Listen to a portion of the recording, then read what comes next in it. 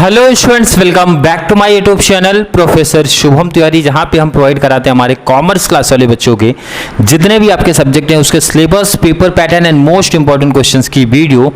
आज का जो टॉपिक है हमारा मास्टर डिग्री वाले बच्चे काफ़ी ज़्यादा डिमांड कर रहे थे और आपके पास टाइम की लिमिट है, कल ही नेक्स्ट डे आपका एग्जाम है, तो आपको सीधा ही जो मेन टॉपिक है मतलब एग्जाम पॉइंट ऑफ व्यू से जो क्वेश्चन आ सकते हैं, जिस टाइप के क्वेश्चन आ सकते हैं उसी टॉपिक पे बात करेंगे। जो बच्चे न्यू हैं उनको बता दें, सेकंड चैनल जो हमारा है, सेकंड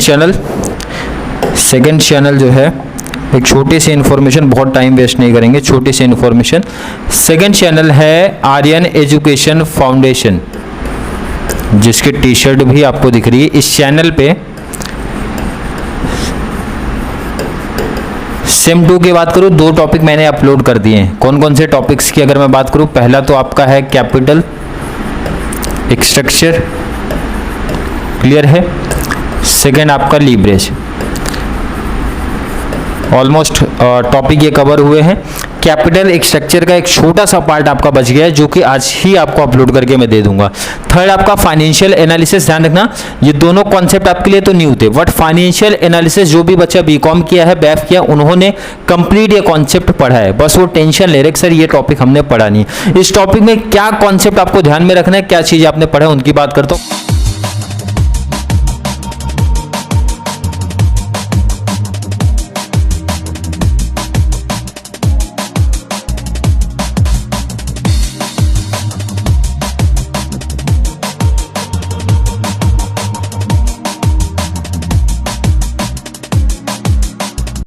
तो फाइनेंशियल एनालिसिस में एक तो आपको रेशियो की नॉलेज होनी चाहिए, और कौन कौन से कंप्लीट, देखो आपके पास टाइम लिमिट है तो सीधा एग्जाम पॉइंट ऑफ व्यू से जो इंपॉर्टेंट है उन्हीं की बात करेंगे। बहुत सारे रेशियो आपके टॉपिक्स में दिए गए, बट हमारा फोकस रहेगा पहले तो income statement ratio and balance sheet ratio, clear है। अब पहली चीज तो ये मैंने बता दी, पहला ये टॉपिक करना है तो फर्स्ट आपको इसकी नॉलेज होनी चाहिए, किसकी, रेशियो की नॉलेज होनी चाहिए, वो भी कौन सा, income statement and balance sheet ratio. Second क्या कॉन्सेप्ट आपका होना चाहिए, सेकंड अगर मैं कॉन्सेप्ट की बात करूं, सेकंड आपको vertical income statement, vertical income statement की नॉलेज होनी चाहिए। सर बैलेंस शीट की नॉलेज नहीं, बिल्कुल नहीं। बैलेंस शीट तो ऑलरेडी हर एक बच्चे को याद होगा सर, फिक्स असेट होते हैं, करंट असेट होते हैं, करंट लायबिलिटी होती है, क्विक असेट होते हैं, क्विक लायबिलिटीज होती है, ये सब थोड़ी बहुत आइडिया पहले से ही है। मेन इंपॉर्टेंट है वर्टिकल इनकम स्टेटमेंट, थोड़ा सा समझ में आना चाहिए। तो सीधा टॉपिक पे चलते हैं कि क्या आपके एग्जाम पॉइंट ऑफ व्यू से इंपॉर्टेंट है, उस कॉन्सेप्ट पे चलते हैं। एंड शॉर्ट में थोड़ा सा समझते हैं कि आपका वर्टिकल इनकम स्टेटमेंट जो मैंने बताया, बहुत डिटेल में ना जाके, मैंने बताया कि ऑलरेडी बच्चों को आइडिया है, एक बार थोड़ी सी इंफॉर्मेशन यहाँ पे मैं देना चाहता हूँ। वर्टिकल इनकम स्टेटमेंट क्या होता है, वैसे काफी बच्चों को पहले से ही पता होगा क्योंकि आपने एसवाई में भी पढ़ा है, एचएससी कॉमर्स में भी पढ़ा है, 12वीं क्लास में पढ़ के भी आए हो, उसके बाद भी क्या वर्टिकल इनकम स्टेटमेंट क्या है थोड़ा ध्यान से समझ लो। यहाँ पे एक चीज की थोड़ी सी मिसिंग आपको दिख रही है कि आपका यहाँ पे सेल्स नहीं है, तो सबसे पहले आपको सेल्स आता है, सेल्स में से माइनस करना पड़ता है, सेल्स में से माइनस करते हैं opening stock plus purchase minus closing, जिसको बच्चे क्या बोलते हैं, ध्यान रखना, जिसको बच्चे बोलते हैं COGS, इसलिए लिख दे रहा हूं क्योंकि फॉर्मूले में भी आएगा COGS, तो बच्चों को समझेंगे नहीं सर COGS क्या होता है। COGS का मतलब होता है ओपनिंग स्टॉक प्लस परचेज से रिलेटेड जो भी एक्सपेंसेस होंगे। परचेज से रिलेटेड कौन कौन से एक्सपेंसेस होते हैं, पहले तो आपका हो जाता है भाड़ा, भाड़े में आता है आपका कैरेज इनवर्ड आता है, फ्रेट इनवर्ड आता है। सेकंड आपके आते हैं टैक्सेस एंड ड्यूटी जो भी आपकी होती है, उसमें आपका कस्टम ऑक्ट्राई ड्यूटी जो रहती है वो आ जाएगी, तो ध्यान रखना। वो लास्ट में क्या माइनस करना है, क्लोजिंग स्टॉक, इसी को बोलते हैं COGS, मतलब cost of goods sold. I hope बच्चों के कॉन्सेप्ट यहां तक क्लियर है। देखो वेजेस से माइनस कर दिया, क्या मिल गया, ग्रॉस प्रॉफिट मिल गया सर। उसके बाद हमारा आता है ऑपरेटिंग एक्सपेंसेस। P&L को 3 पार्ट में अगर बच्चों ने पढ़ा होगा तो डिवाइड होता है। ऑपरेटिंग एक्सपेंसेस में ऑफिस एंड एडमिनिस्ट्रेटिव एक्सपेंसेस आता है, सेलिंग एंड डिस्ट्रीब्यूशन एक्सपेंसेस आता है। यहाँ पे एक एक्सपेंसेस की मिसिंग दिख रही है, फाइनेंशियल एक्सपेंसेस, जो भी हमारे पीएनएल के खर्चे हैं 3 पार्ट में डिवाइड होते हैं। प्रॉफिट एंड लॉस के खर्चे 3 पार्ट में डिवाइड होते हैं। पहला तो आपको दिख रहा है ऑफिस का एक्सपेंसेस आपको दिखेगा, सेकंड आपको सेलिंग एंड डिस्ट्रीब्यूशन का, थर्ड आपका फाइनेंशियल में मींस इंटरेस्ट वगैरह टॉपिक आते हैं। ये तीनों को जब प्लस करते हैं तो उसको बोलते हैं ऑपरेटिंग एक्सपेंसेस। तीनों के प्लस को बोला जाता है ऑपरेटिंग एक्सपेंसेस। और ध्यान रखना जीपी से जब माइनस करते हो ऑपरेटिंग एक्सपेंसेस तो मिलता है आपको ऑपरेटिंग प्रॉफिट मिलता है, जिस उसमें से माइनस करते हो आप इंटरेस्ट तो प्रॉफिट बिफोर टैक्स मिलता है, और टैक्स माइनस कर दिया तो प्रॉफिट आफ्टर टैक्स। मतलब ये एक छोटा सा फॉर्मेट आपको कर लेना है। फॉर्मेट आपने कर लिया तो सिर्फ फॉर्मूला आपके लिए इंपॉर्टेंट है।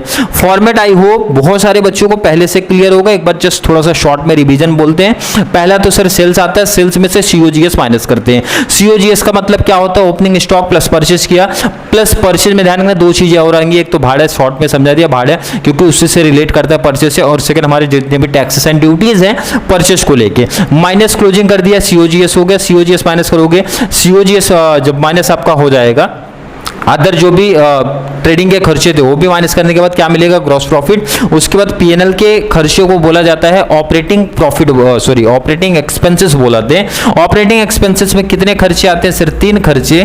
फर्स्ट आपका ऑफिस, सेकंड आपका सेलिंग, थर्ड आपका फाइनेंशियल। तीनों खर्चों को जब प्लस करोगे तो ऑपरेटिंग एक्सपेंसेस बोलते हैं। और जब जीपी से ऑपरेटिंग एक्सपेंसेस को आप माइनस करते हो तो ऑपरेटिंग प्रॉफिट, उसके बाद माइनस होता है इंटरेस्ट, उसके बाद माइनस होता है टैक्स। क्लियर? बिल्कुल। अगर ये कॉन्सेप्ट आपका क्लियर है तो आगे की कहानी आपके लिए बहुत इजी हो जाएगी। सीधा फॉर्मूला आपके एग्जाम पॉइंट ऑफ व्यू से जो इंपॉर्टेंट है उनकी बात कर लेते हैं, फिर किस टाइप के सम आते हैं उनकी भी बातें हम करेंगे। क्लियर है? टाइम कम है तो वीडियो की लेंथ बहुत बढ़ानी नहीं है। क्लियर है? वीडियो की लेंथ हमें ज़्यादा बढ़ानी नहीं है, जितनी हमें ज़रूरत है, जितना कम टाइम में अच्छा स्कोर कर पाओ आप लोग उसी पे ध्यान देना है। और जितना बोला जा रहा है बच्चे जो फॉलो कर रहे थे स्टार्टिंग से वही करेंगे। अब ध्यान से समझना ये कौन कौन से टॉपिक्स को साथ में मेरे प्रैक्टिस कर लेना, कौन कौन से इंपॉर्टेंट फॉर्मूला मैं बोल रहा हूँ वही नोट डाउन करना, सब नहीं करना है क्योंकि हमारा काम है भाई कम टाइम में अच्छा स्कोर करना। क्लियर है? बिल्कुल बिल्कुल, हमारे बच्चे समझदार हैं काफ़ी। तो टॉपिक पे आते हैं, ध्यान से देखो। कुछ ट्रिक भी सिखा दूंगा, कुछ चीज़ें आपको रटनी पड़ेंगी। अभी लास्ट टाइम पे आए हो तो सिंपल से, कुछ के लिए तो मैं ट्रिक सिखा दूंगा, बहुत सिंपल सी ट्रिक लेके आऊंगा, कुछ के लिए बहुत मतलब थोड़े से याद कर लेना आप लोग। चलिए बात करते हैं, जितने भी ध्यान रखना, जितने भी इनकम स्टेटमेंट रेशियो देखो बहुत आसान तरीके से याद होंगे। कैसे सर? बहुत आसानी से याद होंगे। कैसे याद होंगे? ध्यान से ट्रिक सीखो, ट्रिक सीखो। देखो बहुत आसानी से, काफी बच्चों को पता ही होगा, बहुत आसान सा टॉपिक है, अब इससे ज्यादा नहीं हो सकता। ग्रॉस प्रॉफिट रेशियो, अगर मैं पूछूं ग्रॉस प्रॉफिट कहां पे आता है, हर एक बच्चा बोलेगा सर ट्रेडिंग के डेबिट साइड में आता था, जब टैली करते थे तो मिलता था। जब भी ध्यान रखना, जब भी हम लोग ट्रेडिंग या फिर पीएनएल, ध्यान से सुनो सेंटेंस क्या बोल रहा हूं, जब भी हम लोग ट्रेडिंग या फिर पीएनएल के किसी भी एक्सपेंस का रेशियो निकालने जा रहे हैं, किसी भी एक्सपेंसेस किसी भी आइटम का रेशियो निकालने जा रहे हैं, तो अपॉन में नेट सेल लिख दो बिना सोचे। नेट प्रॉफिट रेशियो तो देखो आप यहाँ पे लिख दो net cell. Net profit before tax ratio तो आप लिख दो net cell. Net profit after tax ratio लिख दो यहाँ पे नेट सेल। ऑपरेटिंग रेशियो की जब बात होती है तो यहाँ पे लिख दो नेट सेल। एक्सपेंसेस रेशियो की बात होती है तो आप लिख दो नेट सेल। नेट सेल मतलब यहाँ पे एक आइडिया से ध्यान रखना, ये स्टॉक का अलग कॉन्सेप्ट है, स्टॉक अपना इसमें नहीं आता है। ध्यान रखना मैंने क्या वर्ड यूज किया इसलिए बोला, ट्रेडिंग एंड पीएनएल में जो भी आइटम आते हैं उसके रेशियो जब आप निकालते हो तो हमेशा ध्यान रखना वो हमारा नेट सेल पे आता है। सर नेट सेल मतलब क्या होता है? सेल्स में से रिटर्न माइनस होता है कि नहीं होता? सर बिल्कुल होता है, तो उसी को बोलते हैं net cell. Clear? Confusion? Sir बहुत आसान सा ट्रिक मिला है, नेट सेल अपॉन में लिखना, बट ऊपर क्या लिखना वो कैसे याद रखेंगे उसका कुछ ट्रिक है, बिल्कुल ट्रिक है। आप किसका रेशियो निकालो? सर जीपी का, तो जीपी ऊपर रख दो। ग्रॉस प्रॉफिट का निकाल रहे हो तो ग्रॉस प्रॉफिट ऊपर रखो। नेट प्रॉफिट रेशियो निकाल रहे हो तो ध्यान रखना ऑपरेटिंग, ध्यान रखना यहाँ पे नेट प्रॉफिट नहीं आएगा, ध्यान रखना ऑपरेटिंग नेट प्रॉफिट निकालो तो ऑपरेटिंग नेट प्रॉफिट आएगा। नेट प्रॉफिट रेशियो निकालो तो नेट प्रॉफिट रेशियो आएगा। क्या बोला जा रहा है? ध्यान रखना ऑपरेटिंग वर्ड देख लेना। अगर आपको ऑपरेटिंग नेट प्रॉफिट रेशियो बोला है तो आपको यहाँ पे जो अमाउंट लिखना है वो ऑपरेटिंग नेट प्रॉफिट का ही लिखना है। आपको बोला गया net profit before tax ratio, तो आपको लिखना पड़ेगा यही जो बोला है वही ऊपर कर दो। मतलब बहुत सिंपल सा ट्रिक है भाई, जिसका रेशियो पूछा उसको कर दो ऊपर, डिवाइड कर दो नेट सेल, मल्टीप्लाई कर दो 100, multiply 100, multiply 100, multiply 100, multiply 100, multiply 100। अब आगे की कहानी देखो ना, ऑपरेटिंग रेशियो मतलब होता है सीओजीएस। अब हाँ, ये एक इंपॉर्टेंट है, यहां पे थोड़ा सा ध्यान रखना कि ऑपरेटिंग रेशियो जब आप निकालोगे तो यहां पे सीओजीएस ऐड होगा, सीओजीएस ऐड होगा प्लस ऑपरेटिंग एक्सपेंसेस। सीओजीएस क्या होता है, मैंने अभी मेंशन कराया था आपको सीओजीएस में क्या क्या चीजें आती है, ध्यान रखना वो चीज। अपॉन में नेट सेल। एक्सपेंसेस रेशियो की जब बात करेंगे, एक्सपेंसेस रेशियो में आपके 3 पार्ट आएंगे, कौन कौन से? Office expenses, selling expenses, financial expenses.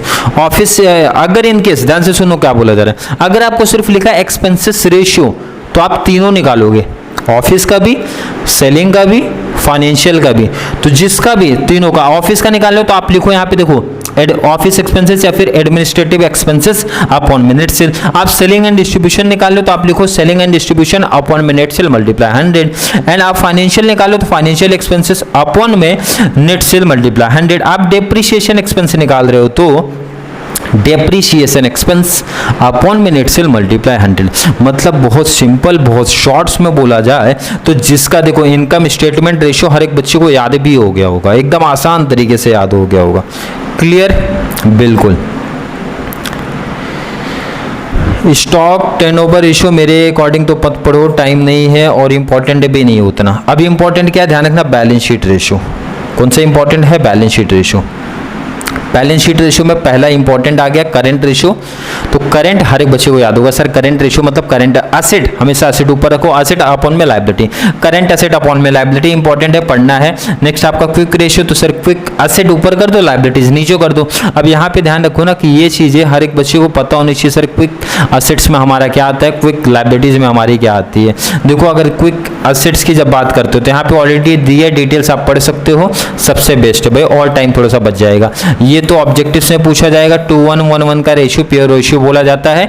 Current ratio 2:1 का चाहिए, क्विक रेशियो 1:1 का रेशियो चाहिए, उसी को बोलते हैं प्योर। देखिए आपको एक आइडिया चल गया, इसमें से 3 मैंने कट करा दिया, 3 की प्रैक्टिस कम करनी, ध्यान रखना। याद हुआ तो बेस्ट है, बट मेरा सजेशन है बहुत लोड नहीं लेना है। जिन बच्चों ने पहले से प्रिपरेशन किया तो याद कर लो, जिन बच्चों ने अभी एंडिंग टाइम पे प्रैक्टिस करे तो मेरा सजेशन है उसको कट करिए। कट करके जो बोला जा रहा है, जो ट्रिक से थोड़ा सा सिखाया जा रहा है उस पर फोकस रखना है। किस पे रखना है? उस पे फोकस रखना है। और कौन कौन सा कॉन्सेप्ट करना पड़ेगा सर, ध्यान रखना है यहाँ पे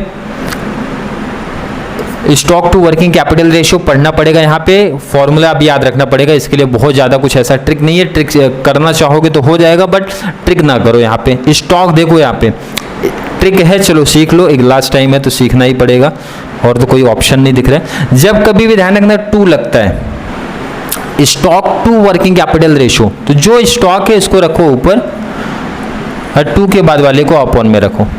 ये ट्रिक होता है किसमें, ध्यान रखना, जब मैंने 2 वर्ड बोला 2 रहेगा तो उसके पहले जो है क्लोजिंग स्टॉक था तो क्लोजिंग स्टॉक आएगा, अपॉन में वर्किंग कैपिटल था, मल्टीप्लाई 100 रहेगा।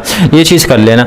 नेक्स्ट आपका प्रोप्राइटरी रेशियो या फिर इक्विटी रेशियो इंपॉर्टेंट है। बैलेंस शीट जब पूछा जाएगा तो वहां पे ये सब रेशियो जरूर बनते हैं, क्वेश्चन जरूर बनेंगे, तो वहां पे ध्यान रखना है। प्रोप्राइटर्स फंड अपॉन में टोटल असेट, टोटल असेट में ध्यान रखना एक्सक्लूड मिसलेनियस एक्सपेंसेस, और डिटेल्स पढ़ना है तो यहाँ पे आपको फॉर्मूला दिया रहेगा, ये सब चीजें पढ़ लेना आप लोग, क्योंकि मुझे लगता है भाई मास्टर डिग्री करो तो आपको इतनी आइडिया होगी प्रोप्राइटर्स फंड हमारे क्या होते हैं, फिक्स असेट हमारे क्या होते हैं, क्विक असेट क्या होते हैं, क्विक लायबिलिटी क्या होती है। इतनी इन्फॉर्मेशन, इतनी नॉलेज तो हर एक बच्चे को होगी।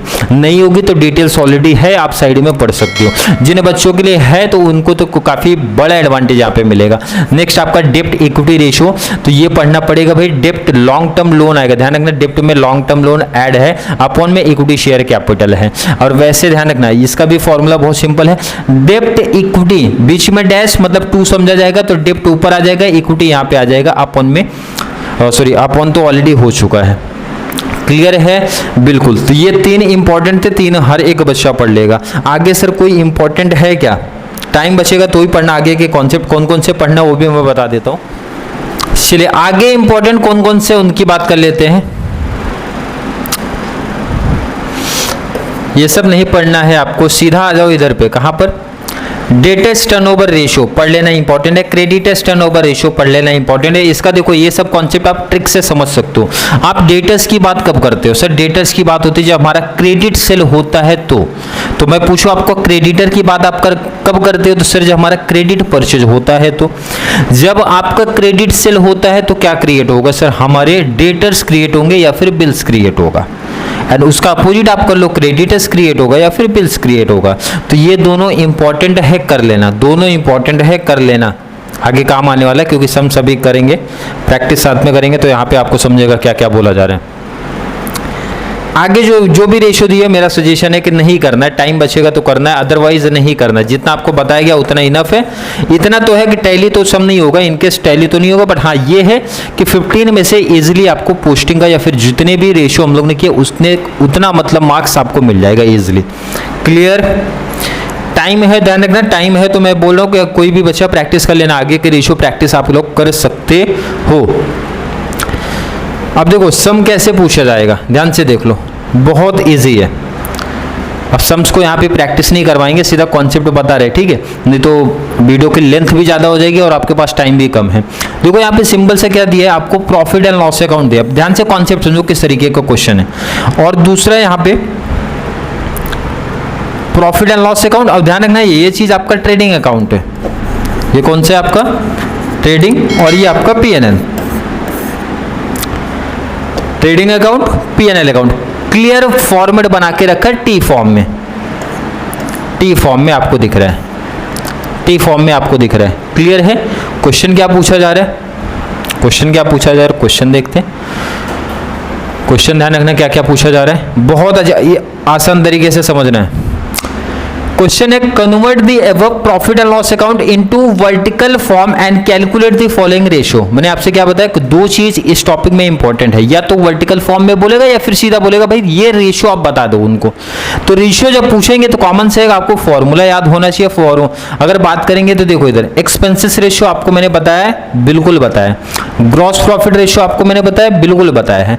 नेट प्रॉफिट रेशियो आपको बताया, बिल्कुल बताया है। ऑपरेटिंग नेट प्रॉफिट रेशियो बताया, बिल्कुल बताया है।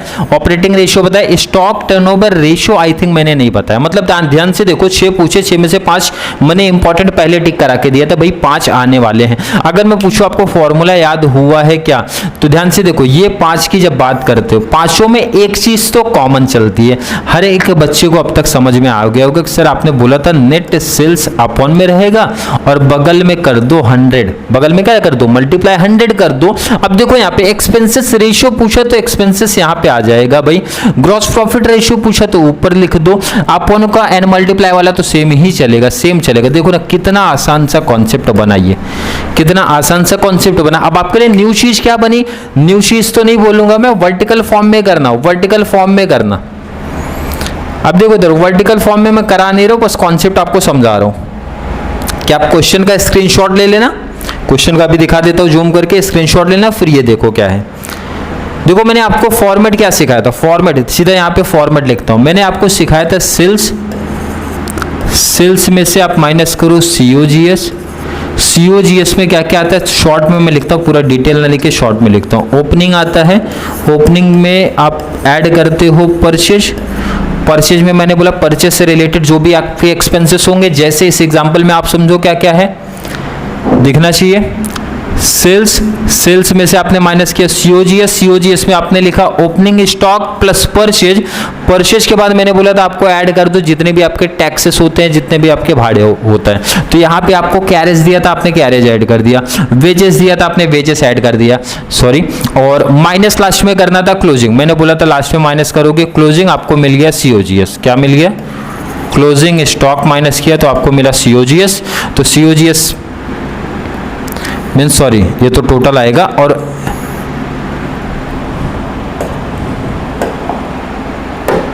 तो आपको क्या मिला ग्रॉस मार्जिन मतलब ग्रॉस प्रॉफिट मिला। अमाउंट फिलअप कर सकते हो ना, अमाउंट तो फिलअप कर सकते हो।